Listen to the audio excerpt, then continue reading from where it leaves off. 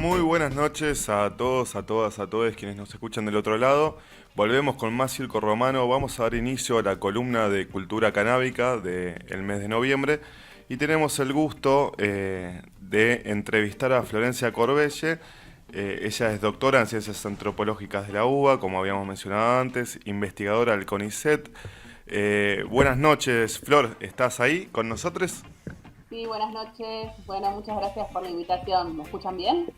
Sí, sí, te escucho bien, ¿no? Gracias a vos por sumarte a la columna, por las ganas de participar.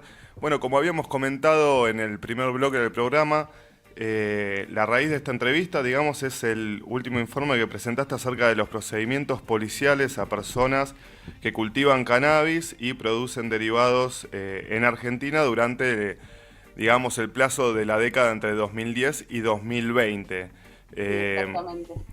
Te quería consultar antes, quería invitarte a que nos cuentes un poquito acerca de vos, porque entiendo que más allá de este informe reciente ya venís trabajando con temáticas relacionadas a lo que es el activismo o lo que es el contexto del cannabis en la Argentina.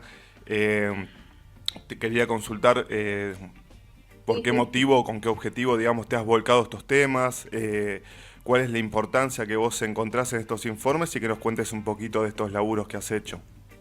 Bueno, yo vengo trabajando con esto ya hace muchísimos años, desde el 2007, así que ya estamos hablando de más de 15 años que trabajo sobre, bueno, políticas de drogas así en general.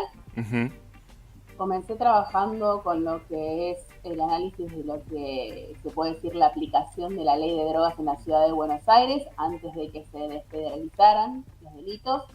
Y básicamente lo que me interesaba ver es cómo se procesaban este tipo de, digamos, de causas en el sistema judicial y también cómo trabajaban las policías, en realidad la policía, en ese momento la Policía Federal. Ujú.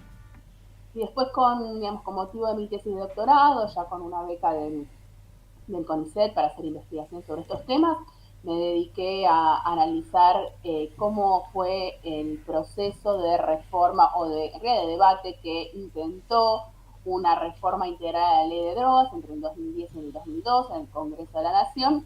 Y ahí me interesé particularmente por entender un poco la historia del activismo de usuarios y usuarias de sustancias psicoactivas ilegales y reconstruí toda esa historia y sus formas, digamos, de hacer política, incluido, digamos, su participación en lo que fue ese debate parlamentario que no llegó a buen puerto. Y después continué analizando la historia del activismo y demás. Y en el último tiempo me interesó, a raíz del aumento de causas que hubo por cultivo de cannabis, Ujú. sobre todo en los últimos años, analizar puntualmente, ¿no?, cómo es que se tramitaban este tipo de causas en el sistema judicial.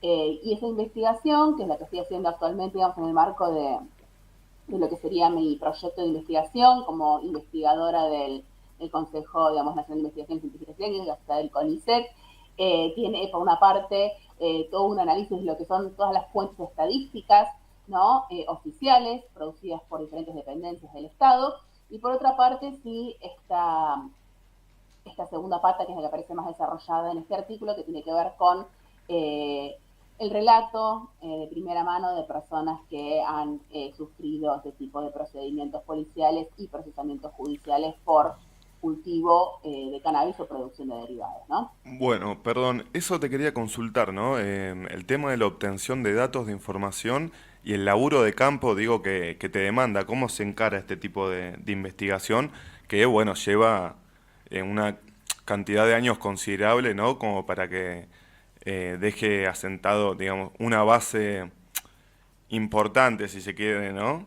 Sí, a ver, por un lado, todo lo que tiene que ver con el trabajo con las fuentes, digamos, estadísticas oficiales, Ujú. supone todo un trabajo previo que yo vengo realizando hace años, que implica poder comprender estos datos, poder analizarlos, no, no es la primera vez que lo hago.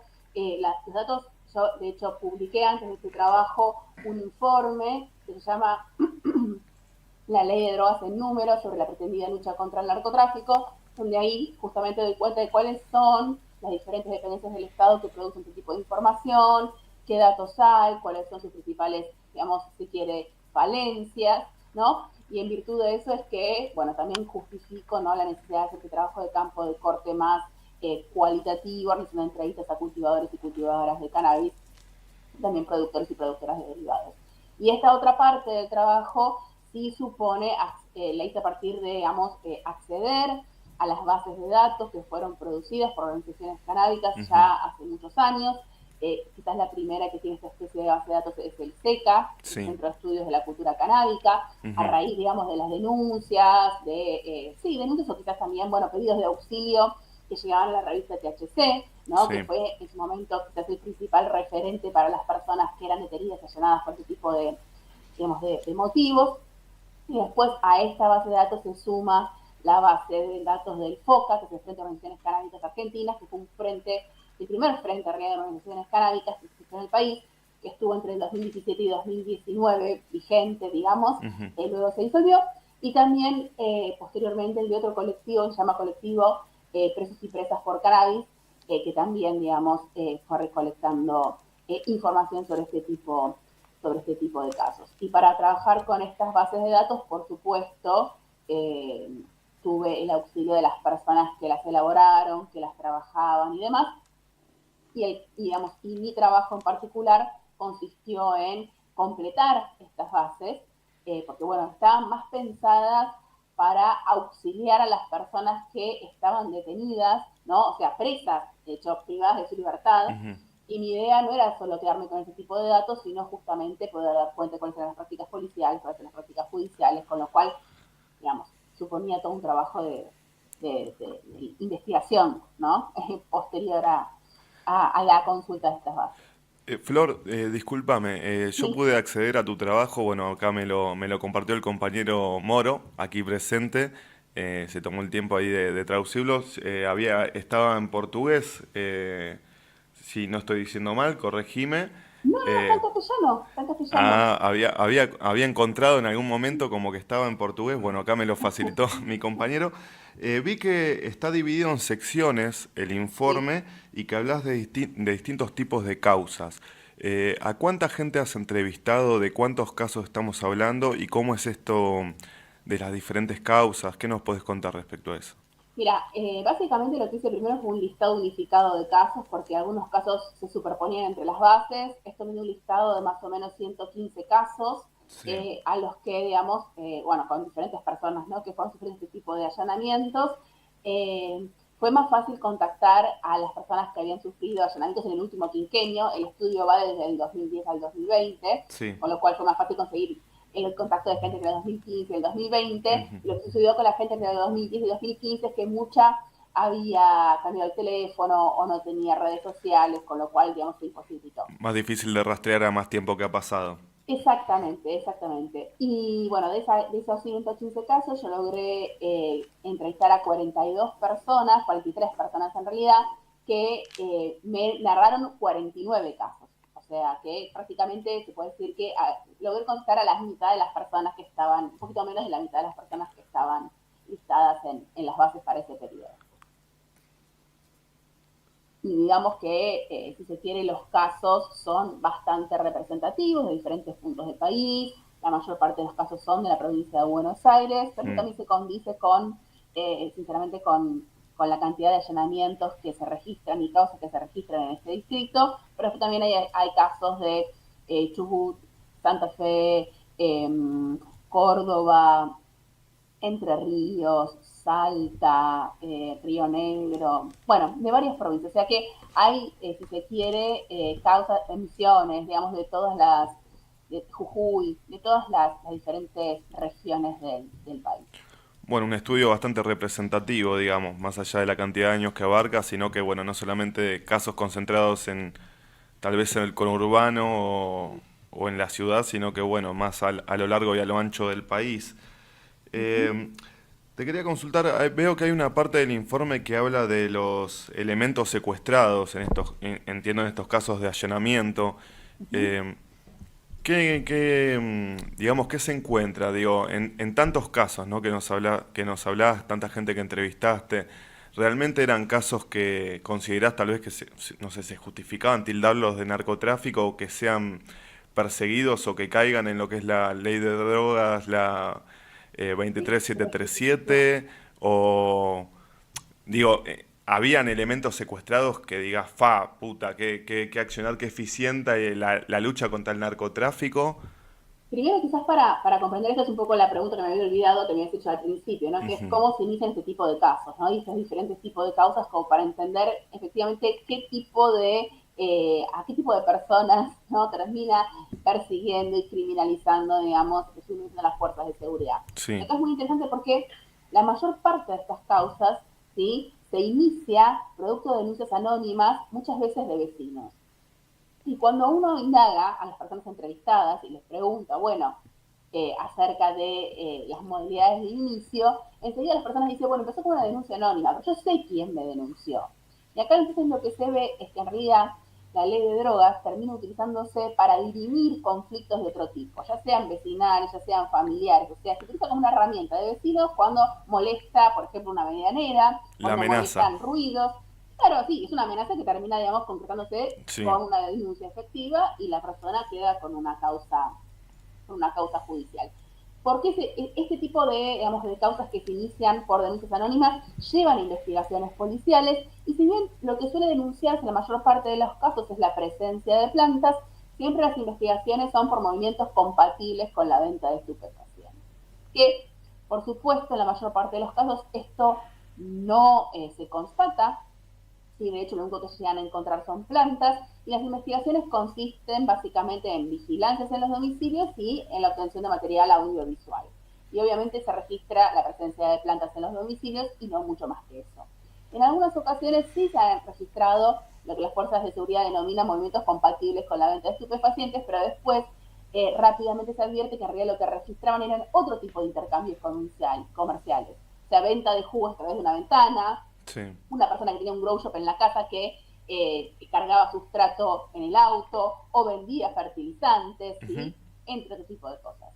Después, otro grupo de causas inicia por lo que se conoce como tareas de prevención policial. Se desarrolla en el marco de tareas de prevención policial. ¿Qué quiere decir esto? La Que la policía como policía buen vecino vigilando la seguridad del pueblo y te encontró de casualidad. es verdad, sí, es así, es como son hallazgos, ¿no? Mm. Ingresa a tu domicilio en búsqueda de elementos robados, ingresa a tu domicilio digamos, en el marco de persecución a presuntos delincuentes, incluso en una provincia hay una modalidad en particular que es luego de un control, o sea, detienen a las personas en controles vehiculares, le encuentran pequeñas cantidades de cannabis y ahí solicitan una orden de allanamiento e ingresan a los domicilios de estas personas, ¿no? Obviamente encontrando plantas.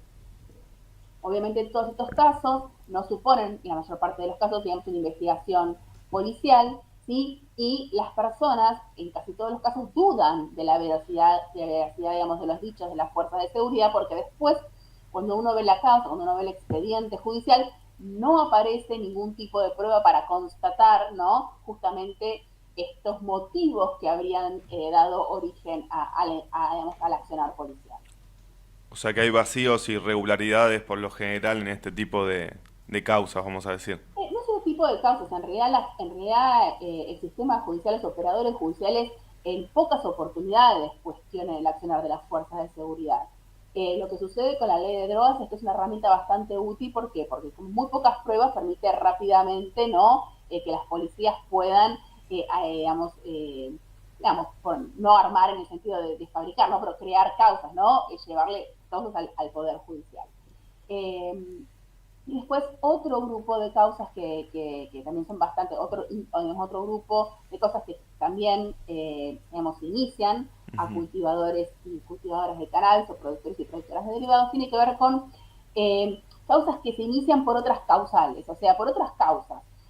Puede ser amenazas digamos, de muerte, tenencia de elementos robados, también puede ser que se busque a presuntos delincuentes, duplicación de tarjetas de crédito, juego clandestino, es decir, acá sí hay investigaciones muchas veces, se comienza a investigar a las personas por estas otras causas, ¿no? Y después, cuando se ingresa al domicilio o cuando se realiza la investigación, lo que se constata son plantas, se ingresa al domicilio, dentro del domicilio se constata la presencia de plantas, y luego cuando uno ve el expediente, las razones que habrían motivado, ¿no? La investigación policial, es la duplicación de tarjeta de crédito, juego clandestino, amenaza de muerte con arma de fuego, quedan completamente de lado, ¿no? Y la causa obviamente es por infracción a la ley de drogas, por infracción a la ley 23737, ¿no?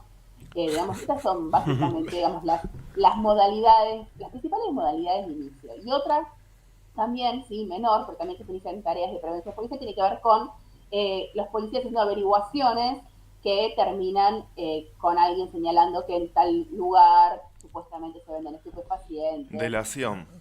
Sí, pero no, los dos casos que se dan es, uno tiene que ver con una persona que después negó haber dicho esto, ¿no? O sea, la persona que supuestamente había conversado con la policía niega el hecho, ¿no? Y en el otro caso, en verdad la policía era una fuerza de seguridad, estaba realizando una investigación por trata, se queda en la nada la investigación por trata, entonces le pregunta a la persona, ¿no? Si conoce a alguien que vendiera drogas, le pasa el teléfono de un tercero, el tercero hablaba con la persona que finalmente es allanada, que era un artesano que producía cosas con nombres extraños, entonces la policía hizo escuchas y pensó que los nombres extraños equivalían a nombres de diferentes sustancias psicoactivas ilegales que supuestamente comercializaba. Sí. Y en verdad, esta persona solamente tenía 2 plantas en la casa, le enseñaba a esta otra persona a cultivar, y los nombres extraños eran nombres de empanadas que comercializaba y también de algunos objetos, digamos, que tenían que ver con artesanías, ¿no? Que les ponían nombres raros, entonces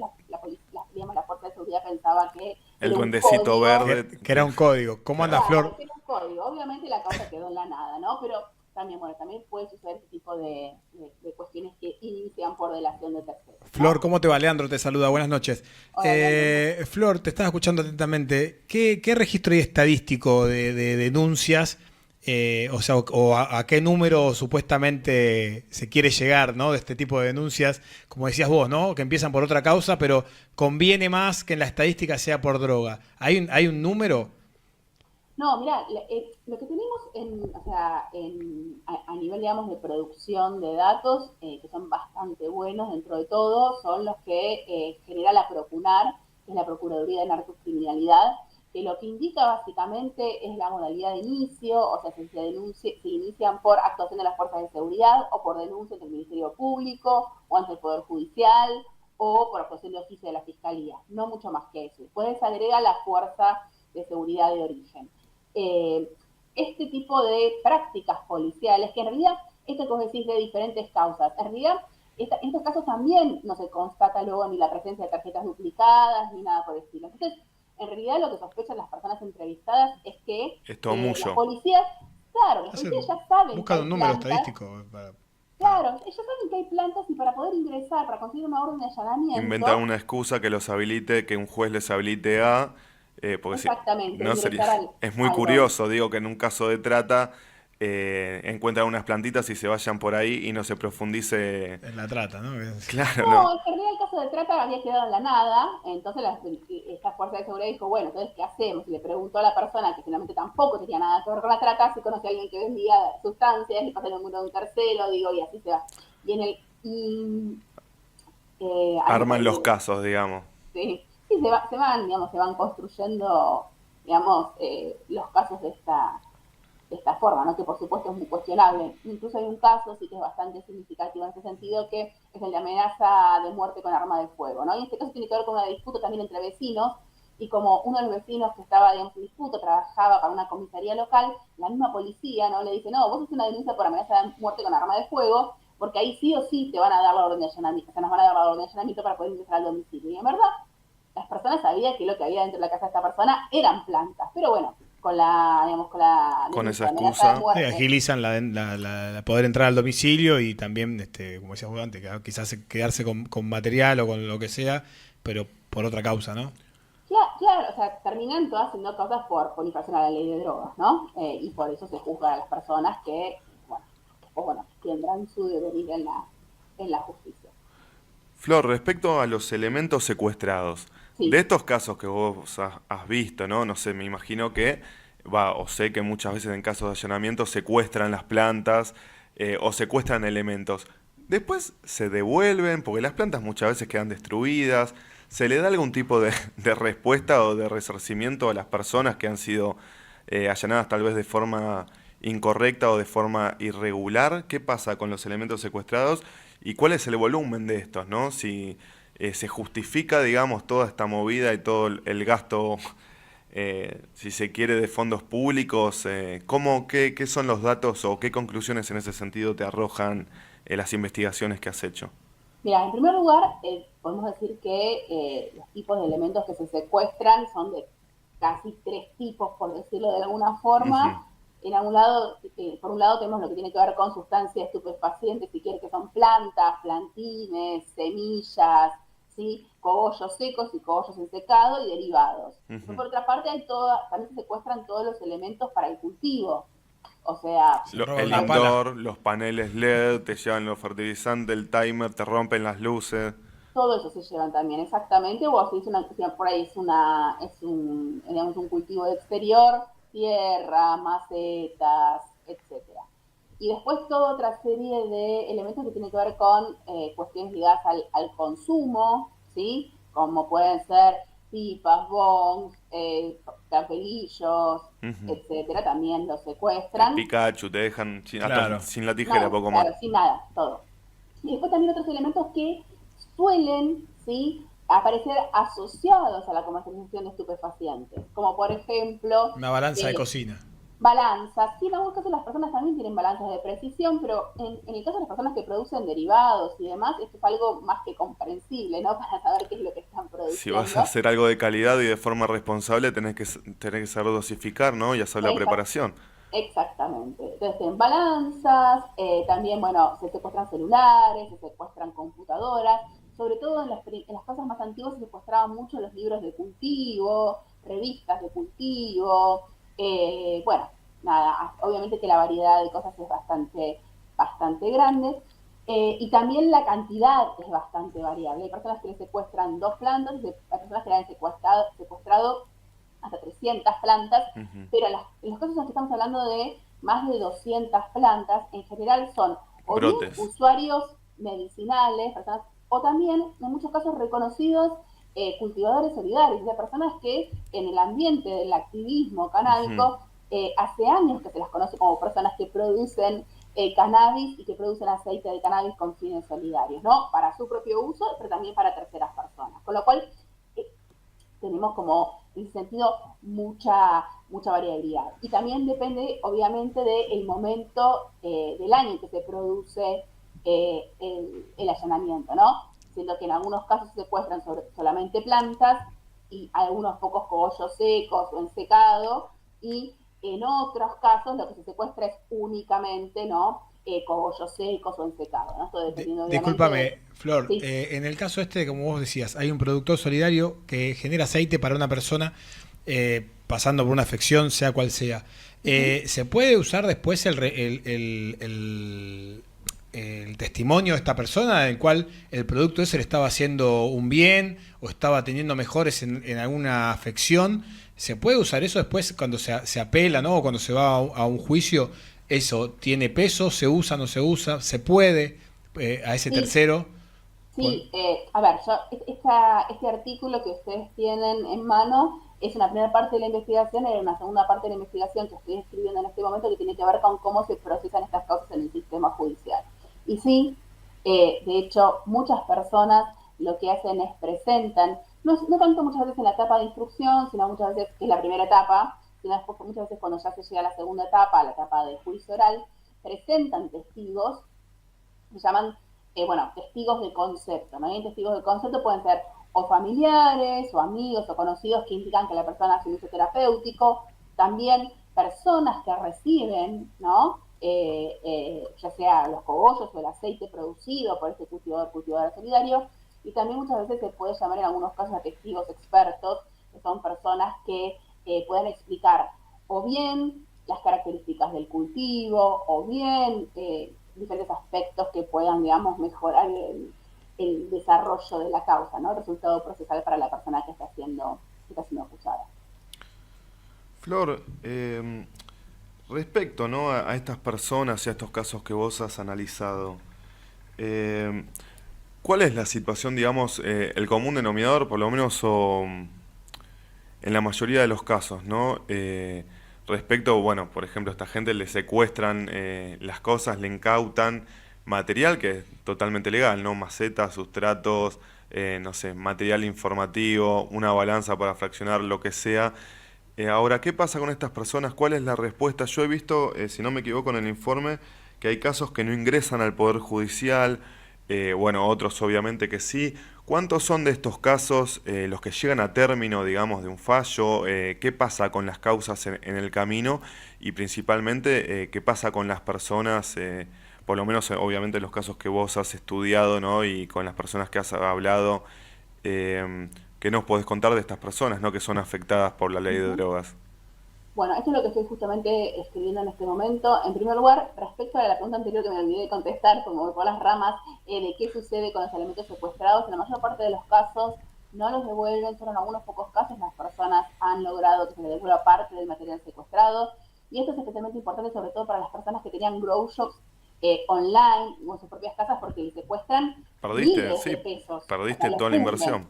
Exactamente. Entonces, en algunos casos estas personas sí han conseguido, pero nunca, obviamente, lo que en general no se consigue es la restitución de las plantas, más que nada porque ya no están en buenas, no son bien conservadas y demás. Y de hecho, es tal la falta de conservación que en muchos casos ni siquiera se pueden hacer las pericias durante el desarrollo del juicio.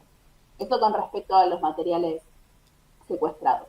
Y después, con respecto a, digamos, cuál es el resultado de estas causas, una cuestión importante a tener en cuenta es que muchas de estas personas no, digamos, la conducta no es calificada como cultivo para consumo o cultivo simple, sino cultivo para comercialización o Ujú. tenencia para comercialización.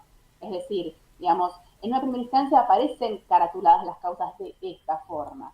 Lo que sucede muchas veces es que a medida que avanza la causa en el, digamos, el trámite judicial, si se quiere, digamos, se va cayendo la calificación legal porque hay falta de pruebas que indiquen comercio, ¿no? Sí. Lo cierto es que la mayor parte de estas causas que yo pude relevar han terminado en sobreseimientos, en faltas de mérito, en archivo, algunas prescribieron, otras directamente quedaron en la nada. Las personas no saben efectivamente cómo terminó la cosa, pero saben que no avanzó más. ¿Tenés algún caso que haya terminado a favor, Flor? ¿Algún caso ya se haya determinado que estuvo mal lo que hicieron, o sea, que estuvo mal detenido, mal sustraído los materiales? En ese caso, si hubo alguno, ¿se puede hacer una demanda después al Estado para que restituya eso o no? Y es muy difícil, la verdad. Es muy difícil. O sea, de hecho, la mayor parte de las causas quedaron en la nada. O sea, las únicas causas que tienen condena, de todas estas causas, para que te una idea, 17 solo llegaron a la etapa de juicio oral. Y muchas de ellas incluso que llegaron a la etapa de juicio oral, es decir, a la segunda etapa, para quienes no saben, primero las cosas tienen que estar en una etapa de instrucción, ¿no? Hay Ujú. un juez de instrucción o un juez de garantías, depende de la jurisdicción, pero un juez. Esa causa, una vez que el juez, si no sobresee, si no dicta la falta de mérito, la causa, ¿no? Se eleva, ¿no? A la etapa de juicio oral. Y de la totalidad de los casos, solamente 17 llegaron a la etapa de juicio oral. Y de esos 17, la mayor parte tampoco llegó a un juicio oral, es decir, una audiencia pública. Muchas sí terminaron en la nada porque el fiscal retiró la acusación. En otros casos, sí, se resolvió mediante un juicio abreviado. ¿Y cuándo se resolvió mediante un juicio abreviado? Cuando las personas admitieron la culpabilidad. Bueno, en la mayor parte de los casos eran personas que estaban privadas de su libertad, ¿no? Es decir, que estaban alojadas en el servicio penitenciario, muchas veces padres de familia y Habían que tenían cumplido la hijos a condena. cargo, que Ya- estaban cumpliendo condena, claro, en el claro. penal. Entonces, para poder salir lo antes posible, admiten culpabilidad. ¿Por qué? Porque les ofrecen algo que en 2 meses salen. Entonces, claro, ya se comieron 3 años. Sí, tal Bien, vez esperando, perdóname, que continúe la causa y que sean sobreseídos, se comen un año más, 2 años más y exactamente. decir, Tienen quiero estar familias fuera afuera, que tienen claro. que mantener, o también les dicen, miren que después si llega a este tribunal es muy severo, con lo cual por ahí no te dan 4 años como te estoy ofreciendo ahora, sino que te dan 6. Entonces, bueno, obviamente jugando con ese tipo de necesidades de las personas, muchas terminan aceptando, ¿no? Un juicio, una condena, digamos, por juicio abreviado, y después solamente 4 causas llegaron a juicio oral, de las cuales ninguna terminó en condena, ninguna. O De sea, 113 habíamos empezado. no, de 49. 49 casos, no, los 115, yo pude entrevistar a personas que dieron lugar a 49 casos, de esos 49 solo 4 llegaron a juicio oral y ninguno terminó en condena. O sea, un 10% llegó al juicio oral y quedó en la nada. Quedó en la nada. Y sí, porque asumir que estaba mal le da, como decíamos antes, un derecho a replicar, a poder reclamar algo, y cuando vos te declarás culpable, no, te hacen como si... No, igual, la verdad es que nadie puede declarar nada, nadie puede después, o sea, la verdad que hacer ningún tipo de reclamo, sinceramente. Porque en general lo que sucede es que dicen, bueno, la cantidad de plantas halladas indica que es aplicable el fallo Arriola de la Corte Suprema de Justicia de la Nación, entonces lo absuelven porque entienden que se trata de un caso de cultivo para consumo personal y demás, pero como existe ese artículo en la ley penal, en verdad lo que termina sucediendo es que las policías detienen, las policías hallan y después es el juez el que decide. Entonces, procesalmente, en realidad, no hay demasiados errores. Sí, lo que tiene que pasar es que tiene que haber una modificación de la ley de drogas para que justamente no se detenga más a las personas por cultivo de cannabis. O sea, el accionar, digamos, estaría justificado por lo que dice la ley de estupefacientes y lo que posibilita a las fuerzas de seguridad, digamos. El tema es que es una ley de hace décadas que no corresponde a las derechas de las personas y a la conciencia tal vez del mundo para dónde gira hoy respecto al tema de la planta, ¿no? Exactamente, o sea, la ley penal habilita todavía que las policías detengan a personas por ver plantas, simplemente que hagan un allanamiento, que eso inicie una causa en el sistema judicial, que la defensa tenga que presentar pruebas para demostrar que la persona es consumidora, que el fiscal muchas veces intente probar que lo que tiene es para comercio, ¿no? Y después, bueno, se termina cayendo en un juez, que ahí también, obviamente, hay muchas diferencias de acuerdo al juzgado donde caiga la causa, con lo cual, ¿no? Queda un poco también, no es que todo el mundo corre la misma suerte, ¿no? ¿A qué conclusiones has llegado a través de todo este análisis de las causas, ¿no? Que más allá de que, bueno, estamos hablando del accionar de las fuerzas y, bueno, de una ley que nada, sigue persiguiendo y criminalizando a las personas que cultivan, vamos a decir la verdad, una planta y te tiran en un calabozo, te meten en cana, capaz con, gente que está tal vez de una forma más justificada, atravesada por un fallo judicial, ¿no? De repente te encontrás privado de tu libertad en un ambiente hostil. Sí, no solamente hostil, sino súper carenciado en cuanto a las necesidades básicas y a los derechos humanos. Es tremendo esto. Aparte, la gente, digamos, ¿cuánto tiempo pasa tal vez en los casos más leves, por ejemplo, desde el momento del allanamiento y que se los llevan hasta que se van avanzando estas cuestiones? Son meses, Flor, que se quedan, ni hablar de la gente que queda años, ¿no? Con la causa parada. Eh, Sí, o sea, eso varía mucho, o sea, no todo el mundo queda detenido, hay gente que simplemente se la lleva a la comisaría para realizar, digamos, una serie de actuaciones policiales, hay gente que queda detenida algunos días, y hay gente que queda detenida muchos años, hay gente que, sobre todo los que firman un juicio abreviado, que ha pasado 4 años privado de su libertad en un penal, o 4 años y medio. Eso varía mucho, depende del caso. Bueno, también no figura ahí en el trabajo porque no está dentro del rango temporal seleccionado, pero lo que muestra hoy en día la curva por causas de cultivo de cannabis, que básicamente crece mucho en el 2016, ¿no? O sea, del 2015 al 2016 se duplica, en el 2016 al 2019 se mantiene alta, en el 2020 baja, ¿no? En pandemia, y después en el 2021, 2022 y 2023 sube incluso más, o sea, es decir, las cifras son aún mayores a los picos alcanzados en el 2016-2019. ¿Qué quiere decir esto? Que pese a que tenemos una ley de cannabis medicinal, sí, hoy en día en nuestro país sigue habiendo muchísimas causas por cultivo de cannabis, y no solo sigue habiendo muchísimas causas, sino que siguen creciendo, ¿sí?, a pasos agigantados. Con lo cual, lo que resulta evidente es que no alcanza con una ley de cannabis medicinal. No alcanza con un registro de programa de cannabis, ¿no?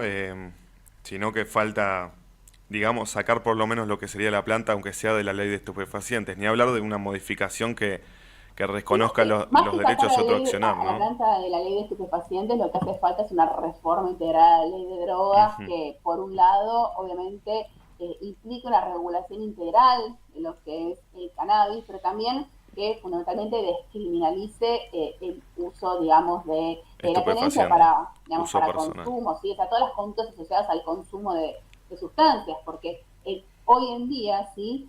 Ujú. El grueso de las causas penalizadas en la ley de drogas también ¿sí? Siguen siendo las causas por consumo. O sea, pese a que tenemos un fallo real desde 2009. O sea, si uno ve las causas que informan las fuerzas de seguridad y las policías de todo el país al Ministerio de Seguridad de la Nación, las causas que más han crecido, ¿sí? Y las que son más importantes en términos numéricos son las causas de tenencia para consumo personal. Y esto no se ha modificado. Con todos los antecedentes legales, con los precedentes de los fallos como venías diciendo, lo que se necesita sería que se respeten las libertades individuales de las personas, ¿no? A decidir para con su cuerpo y sin afectar a terceros, ¿no? Lo que quieren hacer, ¿no? Sí, las libertades individuales y los derechos humanos, ¿no? Porque también Ujú. estamos hablando muchas veces de personas que tienen consumos problemáticos y atraviesan situaciones de consumo problemático, no es el caso del cannabis, pero hay de otras sustancias, sí, aunque también puede suceder en el caso del cannabis, pero digamos es menos habitual que con otras sustancias, Sí, pero hablando de que en estupefacientes en lugar general, de claro. terminar, digamos, privados de su libertad, puedan acceder a la asistencia que precisan justamente, ¿no? Sí, Para afrontar esta situación. brindarles ayuda en vez de perseguirlos, no criminalizarlos y tirarlos en un pozo. Eh, Exactamente, porque eso fue, digamos, lo que en su momento, cuando se debatió la reforma integral de la ley de drogas entre el 2010 y el 2012, los sectores prohibicionistas, la iglesia y demás, lo que plantearon como falso prerequisito para la reforma de la ley penal era que se creara un plan integral de abordaje de los consumos problemáticos, que se creó en el 2014, que tiene muchos aspectos positivos, pero esta forma de entender el problema ya es problemática de por sí. O sea, porque plantea estas cuestiones como dicotómicas y en realidad la mejor forma de asegurar que las personas puedan acceder al sistema de salud es dejar de perseguirlas, dejar de criminalizarlas para que no tengan miedo de acercarse al sistema de salud y además para reducir la estigmatización y discriminación que la persecución penal genera, ¿no? Sí, aparte de querés ayudar, bueno, es una visión de políticas de reducción de daño. Exactamente. Flor, ya que habías nombrado que también, bueno, dentro de esta curva de casos estás hablando ya de 2022 o 2023, si no me equivoco, Uh -huh. ya para esa época, digamos 2020 para atrás, ya estamos hablando de una Argentina en la cual rige un ReproCan. Eh, ¿Cómo ves esto? ¿Sigue sucediendo? O sea, vos me decís que con una ley de cannabis medicinal y una ley, bueno, más reciente de lo que es cáñamo industrial y cannabis, producción de cannabis a otra escala industrial, ¿no? Con leyes que ya avalan, que reconocen los beneficios que tiene la planta para la salud y la calidad de vida de muchas personas, aún así siguen avanzando la cantidad de causas, ¿no? que se inician. De estas causas, ¿cómo le va a la gente que tiene ReproCan? Digamos, ¿es afectada? ¿Está contemplada dentro de ellas? ¿O, digamos, el registro les ha dado un respaldo, por lo menos en lo práctico, ¿no? Si, obviamente, posteriormente estás cubierto por un permiso del Ministerio de Salud, ¿no? Pero, ¿cómo ves eso? Digamos, las causas, mejor dicho, a la fuerza de seguridad, ¿discriminan o no? Si esta persona tiene el ReproCan o no. Mira, a ver, vamos por partes. Al principio, cuando surgió el ReproCan, lo que sucedía es que había un profundo desconocimiento, tanto desde las fuerzas de seguridad como desde el Poder Judicial en general, o sea, el sistema judicial, Ujú. respecto a la existencia del registro. Entonces, apenas salió el registro, muchas personas fueron detenidas y allanadas, incluso teniendo el ReproCan, porque además mostraban el papelito, por decirlo de alguna forma, y las fuerzas de seguridad, el sistema judicial no tenía ni idea de qué se trataba. En estos casos, al poco tiempo, digamos, hicieron varias capacitaciones a fuerzas de seguridad en diferentes puntos del país, y lo cierto es que incluso en estos casos, y luego muchas personas luego terminaron con que las causas terminaran, digamos, culminaran en la nada, ¿no? Pero incluso hay personas que hoy en día están detenidas, que hoy en día, digamos, continúan privadas de su libertad con un ReproCan en trámite. A mí lo que más me preocupa en este sentido es que vemos una curva en ascenso, ¿no? En la cantidad de causas por cultivo de cannabis. los datos oficiales no indican si las personas tienen ReproCan o no tienen ReproCan, digamos, son muy básicos los datos en ese sentido.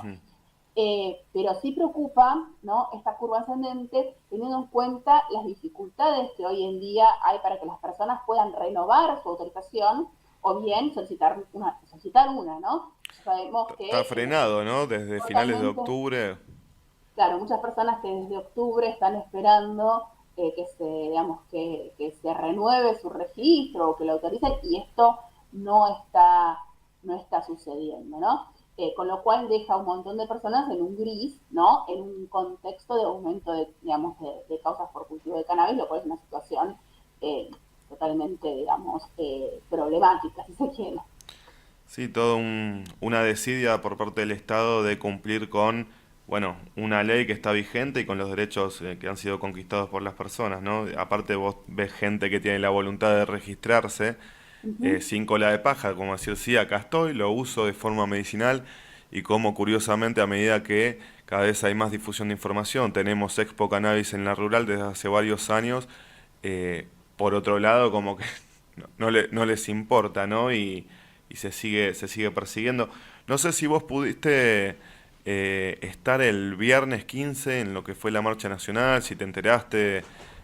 Bueno, sabemos que a la gente de organización no se le permitió armar el escenario frente al Congreso, que desde temprano estaba la policía reprimiendo. Después, bueno, entiendo que la gente se tuvo que agrupar más en el centro de la plaza. Creo que no se pudo terminar de armar la feria de emprendedores que estaba dispuesta. No sé si nos podés contar algo de eso, cuál es tu Sí, yo opinión. no pude estar porque estaba con mi hijo y ya desde que cambió el gobierno no lo estoy llevando a las marchas, algo que hacía con frecuencia, así que bueno, decidí no ir porque estaba con mi hijo, básicamente. Como no voy a ninguna marcha de todas las que voy con mi hijo ya desde fines desde 2023. Y con Eh, Patito la verdad que te da para pensar, ¿no? Si así tratan así a nuestros jubilados, bueno, más con un Claro, yo pibe. siempre lo llevé, sí, yo siempre lo llevé a mi hijo a todas las marchas, a las del 24 de marzo, lo he Ujú, llevado a todas las marchas, a todas las marchas mundiales de la marihuana como son los sábados, ujú. y la marcha nacional del cannabis, a veces lo he llevado, depende del horario en el que se haga, porque bueno, siempre son días hábiles, caen días hábiles, y bueno, a veces sí, a veces no, y lo he llevado también. En esta oportunidad decidí no llevarlo, no ir por este motivo, por este contexto político, pero sí había un colega mío que estaba presente, y además obviamente me enteré de lo que sucedió por redes sociales, por WhatsApp y demás, y sí, la verdad es que es inédito porque de todos los años que se desarrolló la marcha nunca se vivió un episodio como el que vivieron, digamos, los compañeros y las compañeras que estuvieron presentes el viernes, ¿no? Siempre La verdad es pacífico, ¿no? que siempre muy pacífico, siempre muy tranquilo. Sí, quizás el antecedente más cercano a esto fueron las primeras marchas mundiales de la marihuana, que se hacían en el planetario, que no eran marchas, sino que eran concentraciones, Sí. pero a lo sumo lo que había era un cordón policial cercano al planetario, en la ciudad de Buenos Aires, que es, bueno, obviamente donde yo siempre iba, que pedían documentos y demás, pero esto de las tortuguitas, por decirlo de una forma, yendo a golpear a los manifestantes, impidiéndoles organizar un evento con el armado de un Donde escenario. están los permisos solicitados, donde todo ha seguido la forma, digamos, los caminos formales para, ¿no? No es Exactamente. gente improvisada, gente que se viene organizando y viene organizando esto desde hace un montón. Y además, perdóname, lo curioso, ¿no? De que, a ver, la regla, Patito no quería que la gente corte la calle, pero acá la gente, los compañeros estaban sobre la vereda con sus gaseos y aún así aprovechando que tal vez a una hora más temprana era menos la gente, se los querían llevar puestos. Sí, pero además, o sea, yo no solo, o sea, yo además de, militar, por decirlo de alguna forma, todo lo que tiene que ver con la modificación de la ley de drogas y, bueno, todo lo que tiene que ver con política de drogas, también soy docente universitaria y he estado presente en muchísimas marchas, no solo en las dos marchas universitarias que fueron multitudinarias, sino también en otras que tenían que ver con cuestiones puntuales ligadas al presupuesto universitario y demás, y siempre los que terminan, digamos, bloqueando las calles son las fuerzas de seguridad. O sea, cuando las marchas son menos masivas, cuando son masivas con la marcha universitaria es imposible obviamente aplicar ese protocolo que además es violatorio de todos los derechos humanos de las personas en la medida en que les impide manifestarse, pero además de esto, incluso en estas marchas pequeñas, los que terminan cortando digamos, la avenida Callao, la avenida Entre Ríos, son las fuerzas de seguridad muchas veces. O sea Sí, que haciendo papelones o provocando, haciendo todo un despliegue, ¿no? Para llamar la atención de las cámaras, si se quiere, sí, haciendo un y despliegue, provocando. muchas veces sacando fotos a las personas que se manifiestan, o sea, prácticas totalmente contrarias a un Estado democrático. Sí, sí, totalmente. Flor, para ir terminando, te quería consultar. Vos me decís que estás en estos momentos redactando una segunda parte, vendría a ser una continuación de este informe. Claro. Recordanos, por favor, el enfoque digamos, a la conclusión que se acerca. Y, por otro lado, te quería preguntar una fecha estimada, más o menos, en la que vos calculás o creés que lo podrás tener, y si le querés dejar a la gente que nos escucha del otro lado algún tipo de contacto tuyo donde, bueno, pueda acceder a estas investigaciones y a los laburos que venís haciendo. Bueno, a ver, con respecto a este informe, en realidad lo que ustedes tienen es un artículo en una revista científica, Ujú. que eso supone un montón de pasos. Se presenta el artículo, lo leen 3 pares revisores, lo devuelven, uno a lo mejor hace algún tipo de ajuste o no, y después, bueno, están los plazos de publicación de la revista del que la mande, ¿no? Que eso demora un tiempo. Eh, bueno, eso por suerte, por suerte no, en realidad no tengo forma de saber, entonces en ese sentido, cuándo es que va a ser publicado, pero calculo que en un momento del año que viene. De Ujú. todas formas, mi idea es eh, tomar ambos artículos y hacer un informe más parecido al que escribí sobre la ley de drogas en número, que sea de circulación más amplia, donde yo saco por ahí quitar, ¿no?, de ese artículo todo lo que tiene que ver con la discusión con otros autores, quizás el corte más académico, y sí hacer algo más, Es más al más hueso, al dato. claro, sí, un poco sí, más de datos, y también como es el otro informe con más gráficos y demás, como para que sea también más amable para esto, para un público más amplio, ¿no? Y eso, una vez que estén publicados los 2 artículos, sí es sacar el informe. Y Flor, y para, sí, discúlpame, y alguien que quiere asesorarse sobre esto en caso de que le pase, ¿tenemos algún contacto, alguien que esté brindando ayuda, ¿no? A las personas que son víctimas de estas causas, ¿no? y siempre se pueden acercar a las organizaciones, digamos, más, bueno, más cercanas, perdón por la redundancia, a su localidad, ¿no? Y después, por supuesto, también hay abogados especializados en estos temas digamos, que trabajan en este tipo de casos, que los pueden, que muchas veces incluso no siguen el caso ellos mismos, pero te pueden asesorar a un defensor público.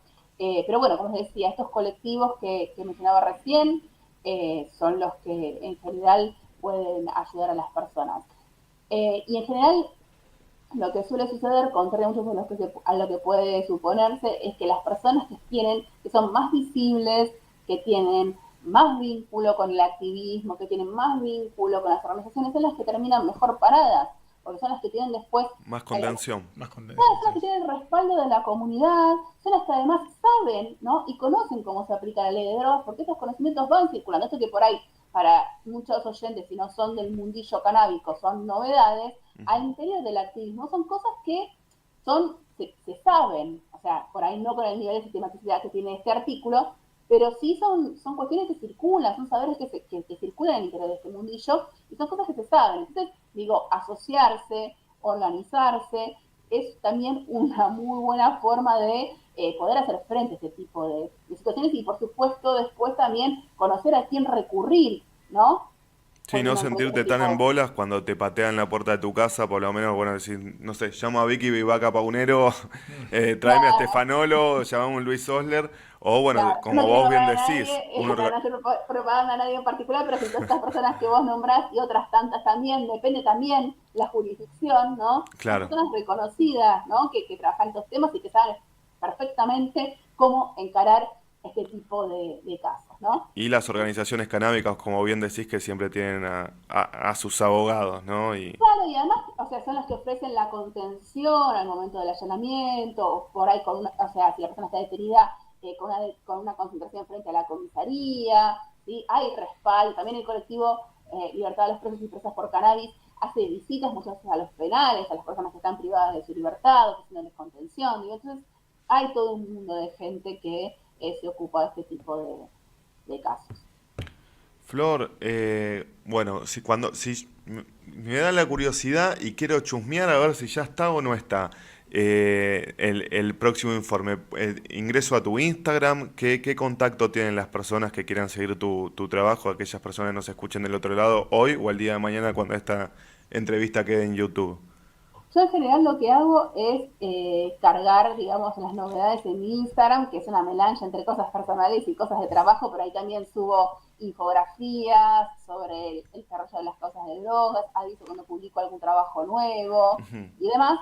Y después sí hay un portal, pero ya es como más específico, que es ResearchGate, y también academia.edu, que son dos lugares donde yo subo mis trabajos, ¿no?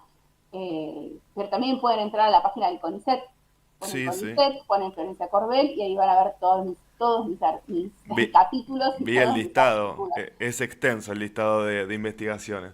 publicados, y también en Google Scholar. O sea, uno tiene que llenar un montón de diferentes plataformas, así que en todos esos lados pueden encontrar mis ¿Cómo, trabajos. cómo es tu Instagram? Flor Corbele.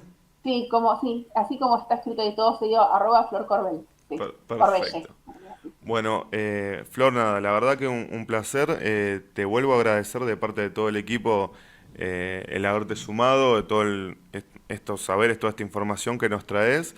Y bueno, en lo personal te felicito y te agradezco por el tremendo laburo que estás haciendo, porque estas investigaciones científicas y bueno, más a través de los años, ¿no? Todos los datos que conllevan, bueno, yo creo que van a ser muy importantes a la hora de que se dé la oportunidad de revisar la política de ley de drogas que tenemos vigente y buscar una modificación. Entiendo que van a ser clave todos estos estudios que dan una mirada más clara de por qué es imperioso modificar esto y que se deje de perseguir y criminalizar a la gente. Así que nada, 1.000.000 de gracias y bueno, que sigan te iba a decir los éxitos, pero bueno, es un tema medio delicado, que sigan esos informes, ese laburo y nada, eso, muchísimas gracias. Bueno, muchísimas gracias por la investigación, por la invitación.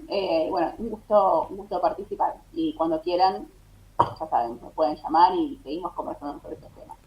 Igualmente, acá estamos cuando nos necesites o cuando quieras, ojalá que algún día, más pronto que tarde, podamos estar acá por el estudio. Te mando un abrazo muy grande, gracias nuevamente y bueno, que termines bien el miércoles.